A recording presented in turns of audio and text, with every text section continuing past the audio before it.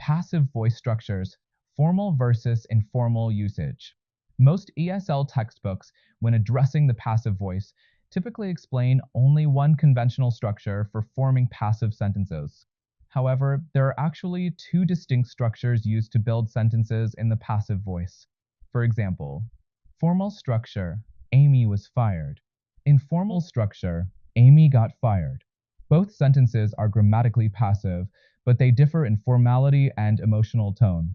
The phrase Amy was fired represents the conventional or traditional passive voice and is considered formal. In contrast, Amy got fired is a less formal structure and is often used in casual, everyday conversations. Which structure should you use? The choice between these structures depends not only on the level of formality required by the situation, but also on the emotional context. For formal speeches or written documents, such as professional reports or academic papers, the formal structure, Amy was fired, is more appropriate.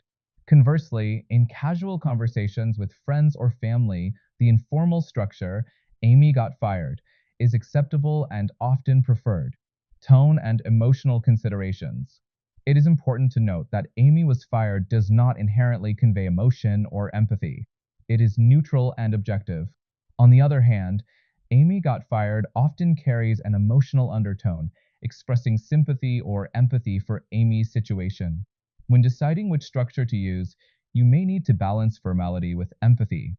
For instance, if you're discussing Amy's job loss in a context where expressing understanding or support is important, the informal structure, Amy got fired, may be more effective even in a relatively formal setting. Conclusion.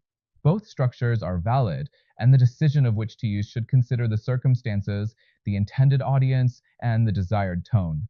If the goal is to convey empathy or emotion, Amy got fired might be the better choice, even if it sacrifices formality to some degree.